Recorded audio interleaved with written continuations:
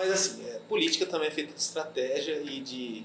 Hoje, olhando para trás, aquele ano de 2013, 2014, onde, por estratégia política, por exemplo, o PSDB descola de todo aquele conflito e depois foca na tua própria campanha em 2014, que seria um azarão, Reinaldo, e consegue chegar no segundo turno e ganhar do Delcídio.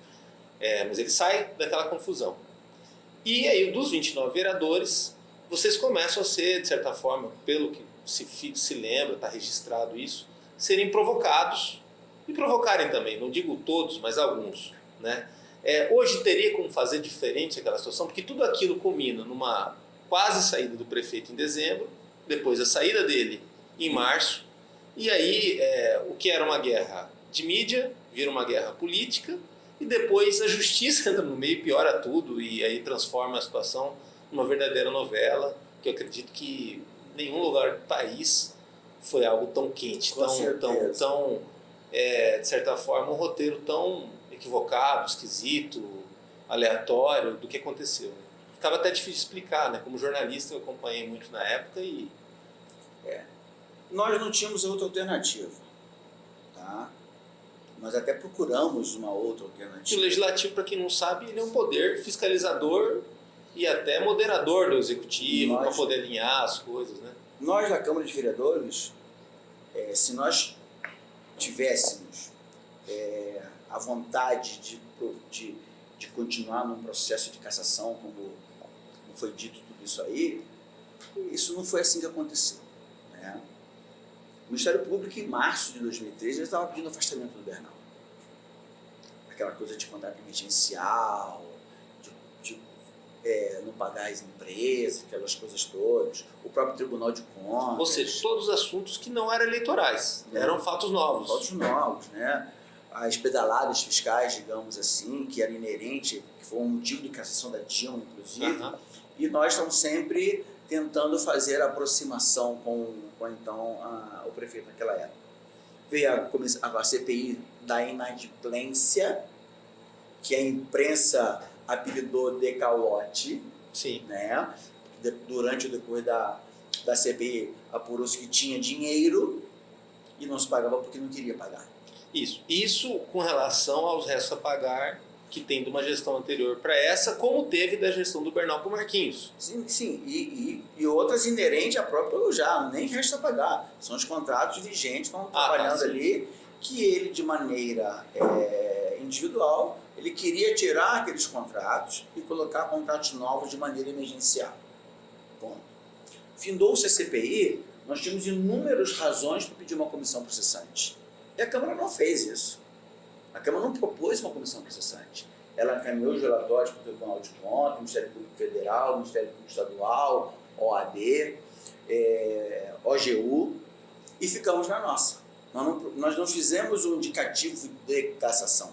Tanto é que o Alex, que era líder do prefeito à época, ele falou que ele estava trabalhando na Câmara para que a gente não fizesse indicativo de cassação, e não foi feito. Quer dizer, se nós estivéssemos com viés de cassação, tinha todos os indicativos, já preparava e já mandava nada disso. Aí é que vieram os requerimentos de fora pedindo uma CPI. Foram 7 requerimentos, aprovamos, um deles estava coberto de ilegalidade, foi para o plenário, aprovamos no plenário, e aí houve aquele trâmite todo ali que Campo Grande não merecia aquilo, tá? Mas não tinha como a gente não sair dessa situação. Tanto é verdade, o próprio corregedor do Ministério Público foi na Câmara de Vereadores intimar os vereadores que se a gente não cumprisse o nosso papel fiscalizador, nós iríamos cometer um crime de omissão. E até teve um mal entendido dos vereadores que ele disse que o nosso voto não podia ser sim ou não, tinha que ser sim o porquê e não o porquê, e nós falamos que o nosso regimento não prevê isso, é sim, não e pronto. Entendeu? Naquela época, o país também estava mudando com relação à justiça, com uma lei que começou a autorizar o Ministério Público ter poder de polícia. E o Ministério Público não é uma pessoa só, uma coisa só, ele tem várias facetas e ângulos. Tal. Um desses ângulos resolve colocar a câmera na parede e até depois traz o Bernal com aquilo tudo, com a Operação Coffee Break, que acaba virando uma operação bem na época que se tinha a Lava Jato, lá no começo dela. Lá, tal. Depois disso tudo, você consegue, como alguns outros vereadores, uma remissão lá, se resolver com relação a isso. a forma como tudo foi conduzido naquela operação, né? E aí, no caso, a mídia responde pela mídia, mas a própria justiça ela tem todos ritos diferentes, a forma de trabalhar tudo aquilo. Você acha que foi um pouco espalhafatosa naquela situação toda? Olha, eu não vou dizer que foi espalhafatoso, porque era o momento que estava vivendo, né? Eu me lembro que em 2013, aquela coisa dos estudantes, do passo estudante, né? Tinha isso, uma coisa no Brasil que as passeatas que o gigante acordou. Sim. Né? A sociedade veio participar, o gigante acordou. Então, como você falou, foi um momento de transição de um modo geral. E com tudo aquilo que estava acontecendo, né?